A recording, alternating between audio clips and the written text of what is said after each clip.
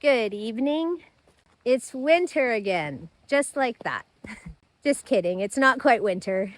It is a lot colder than the weekend though, as you can tell by the toque. Today I wanted to talk about a topic that I've talked about before. And the reason I want to talk about it again is because it's so prevalent in my life currently. And it's coming up as the topic of discussion often, even within the last few days.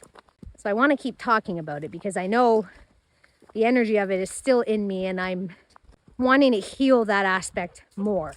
And that's when I leave my body to go pay attention to somebody else, what they're doing, what they're saying. And I get into my head and I start judging or create these false beliefs that aren't true. And when I do that, the reason I get upset is not because of what I'm observing. It's because I'm leaving me, my inner being, and that inner child in me wants my attention. And I'm taking that attention away to focus on someone else.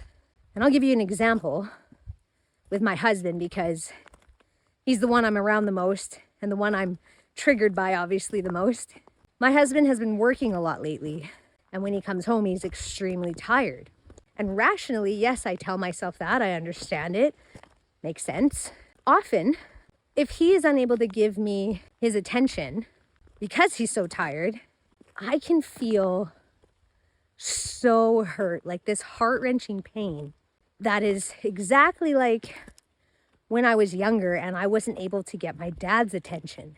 And it's so evident to me now how strong that connection is and where that came from, why I feel that way, why I react how I do. It's so clear to me now how often I tried so hard to get my dad's love and attention. And I'm doing the same thing with my husband. And I feel just like I did when I was a kid, so not good enough. I feel like if I was really loved, that person would pay attention to me. And I know it's not true. I can tell myself that's not real. You're just making that up in your head. But when the feelings of that pain are so strong and raw and real, it can be extremely challenging to come back to myself. And that's when I have to clear that energy out because I become that 10-year-old little girl again. When I couldn't make sense of what was going on around me, I came up with these beliefs that I'm the problem. And I wanted to share that because that's obviously something that needs more healing, like I said, because it's right up in here. I can feel it. And it's almost like it takes over. Like I have no control over it. And what I'm learning now is that's from being in my head. Just like I did when I was a little kid because I was unable to make sense of what I was seeing with my eyes.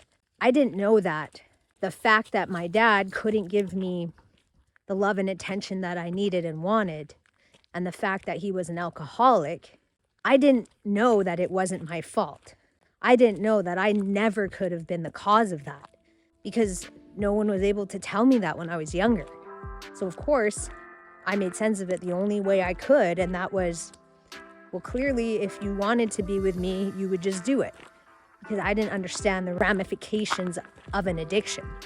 And I didn't know enough to be able to tell myself at that age, that person is doing that because of them and whatever stuff they're going through. And now I'm undoing that by clearing that energy out of me, by healing that little kid and remothering her the way I wanted and needed when I was young. And I feel better even just sharing that just now. So thank you all for listening. And I hope you have a wonderful evening. Bye.